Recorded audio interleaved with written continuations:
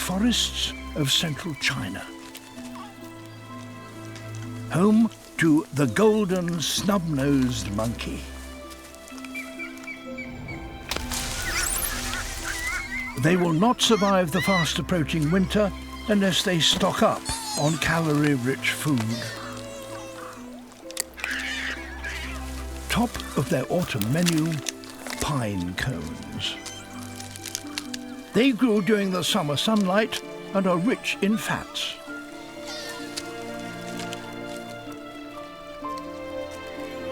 Few are now left, and time to gather them is running out.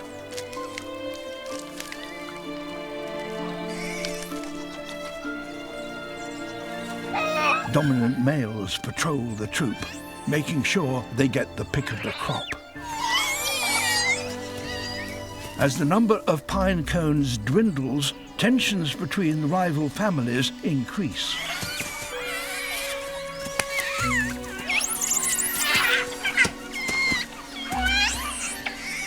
Mere threats between two males may not be enough to settle disputes.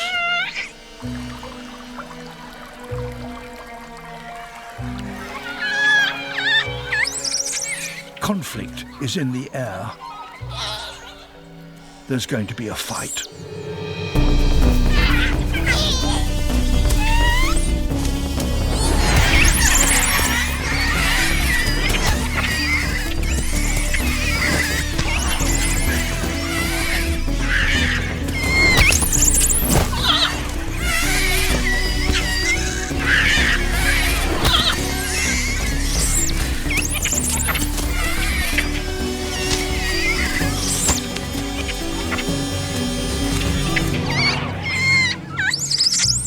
Vital food is at stake, so every pine cone is worth fighting for.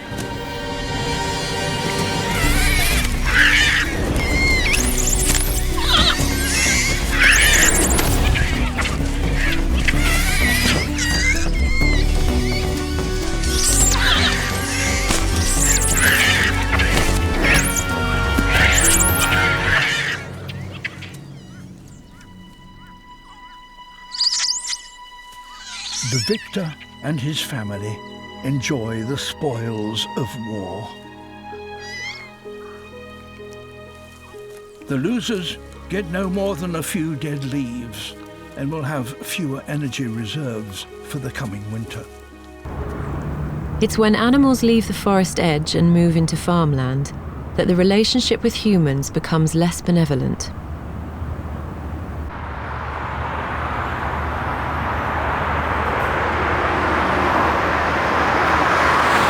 The macaques of the lower forests are as bold as their mountain cousins and often venture out in search of new opportunities. There are all sorts of perils, but there are rewards too if you're willing to take some risks.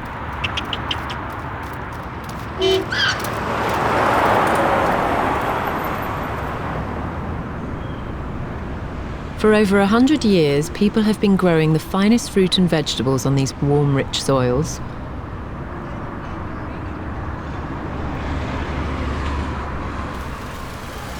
For these cheeky thieves, it's irresistible.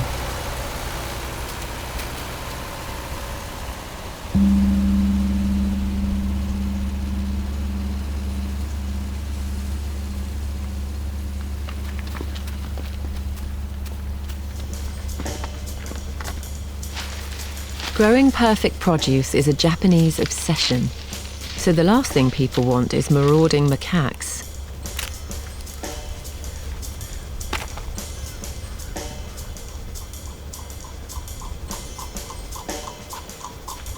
As the day heats up, the farmers take a break.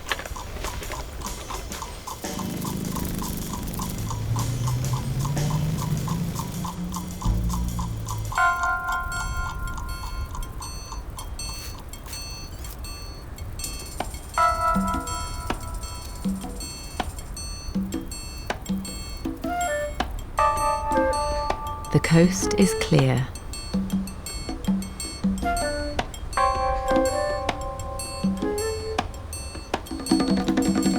They have to be cautious If they're spotted, there'll be trouble.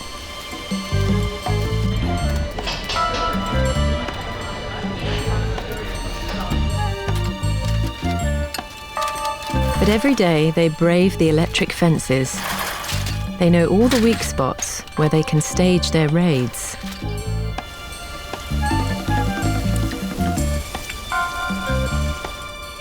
And they gorge themselves on the fruit of the farmer's labours.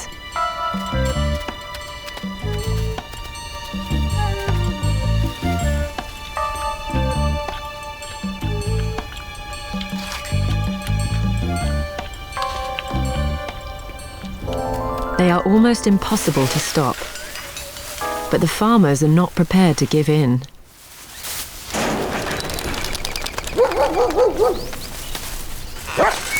They bring out their secret weapon. Specially trained monkey dogs.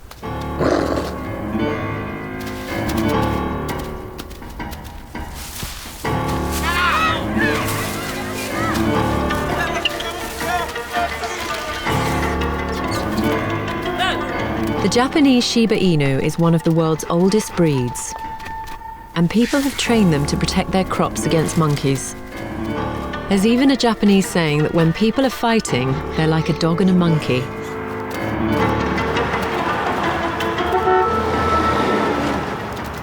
But the rewards outweigh the risks. They'll be back again tomorrow.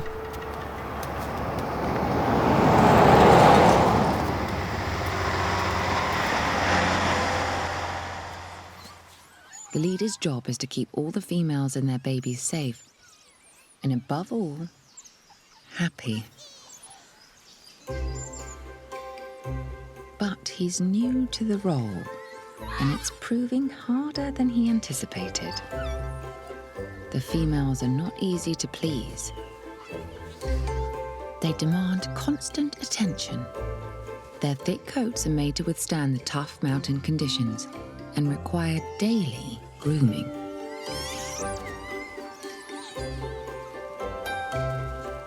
If he doesn't indulge them sufficiently, they'll kick him out and replace him with a more attentive male.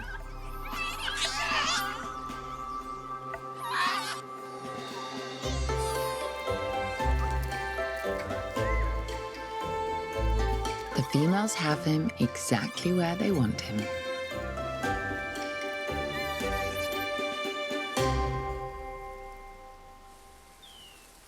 Autumn brings him an additional challenge. Winters here are harsh. If the family is to survive, they'll need to fatten up. The leader is feeling the pressure.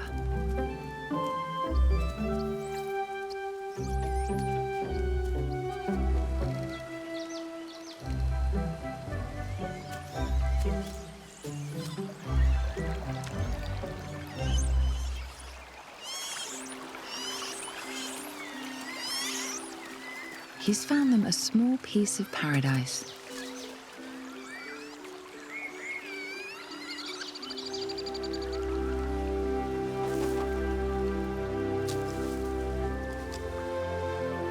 The forest's conifers produce a seasonal feast. Pine nuts are high in calories. Finally, the females are happy.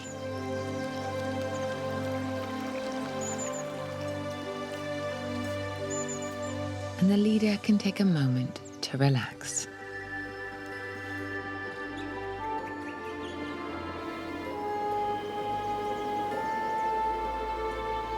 But his reverie is short-lived.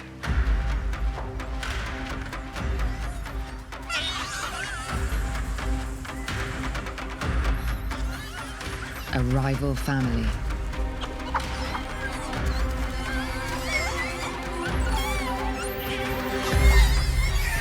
It's led by the largest, most aggressive male in the forest.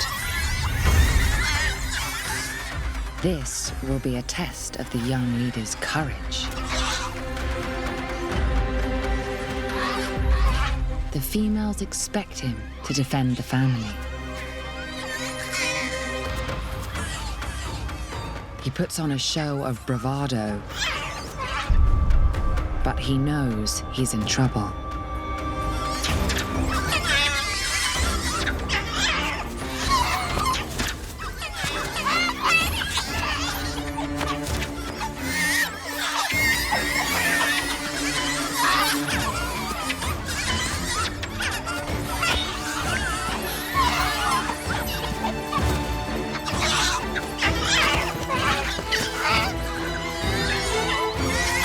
His rival's strength and experience prevails.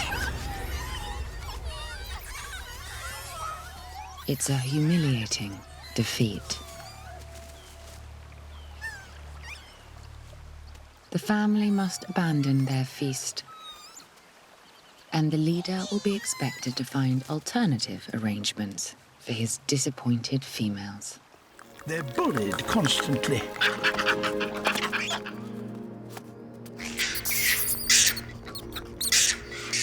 And forced to live on the fringes of the troop.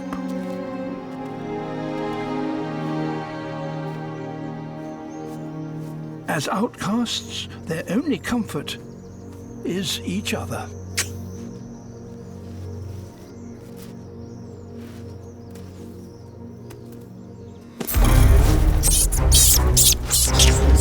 He's been snatched, stolen by a higher-ranking female.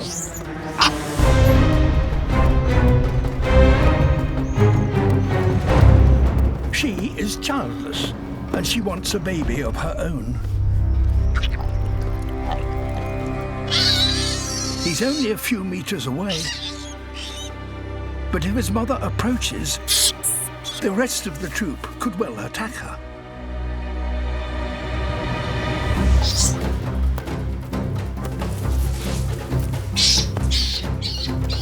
The kidnapper has never raised a baby before, so this one is in danger.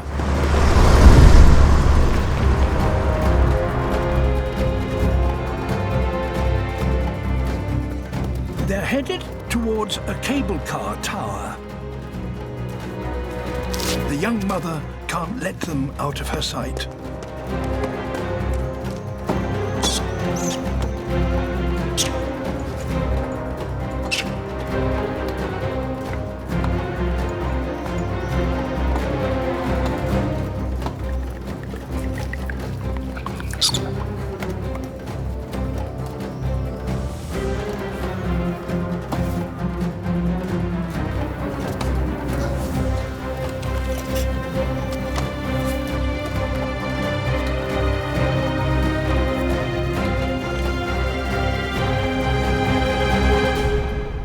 They're 30 meters up.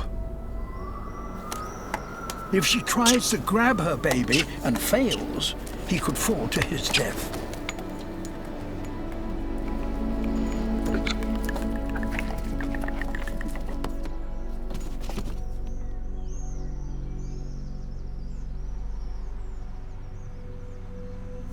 The kidnapper refuses to surrender him. There's one last thing a mother can try, and to do it, she needs to recruit another macaque.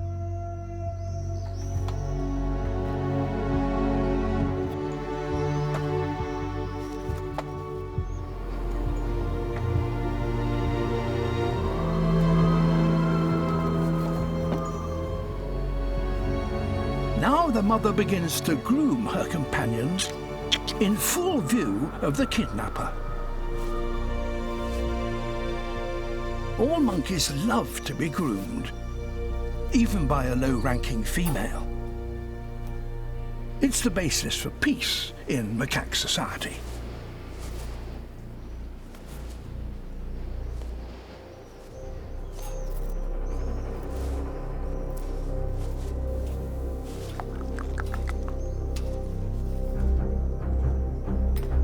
Eventually, the urge to join in is just too strong.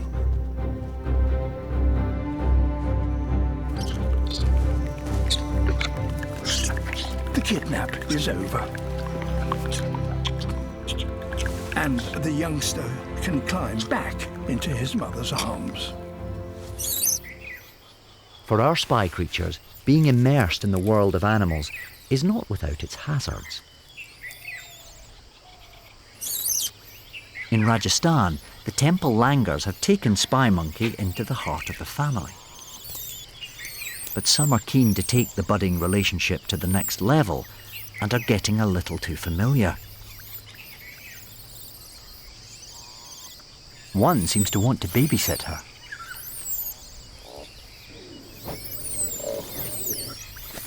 But disaster strikes. An injured baby is a cause for concern.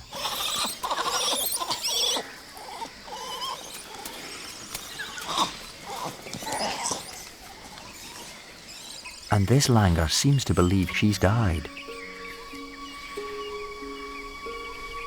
Then, something extraordinary happens.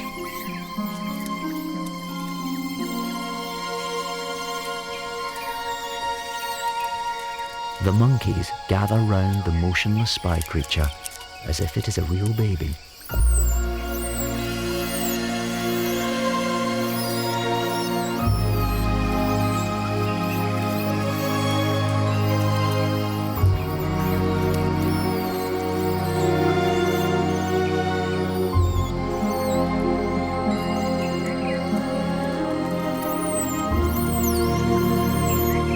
They react just as they do when their own babies die.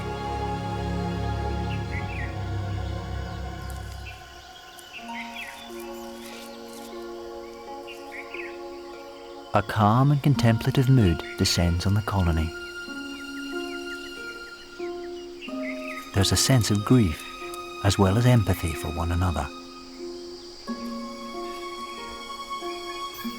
Quite accidentally, our spy creature is at the centre of something extraordinary, capturing emotions that have rarely been observed.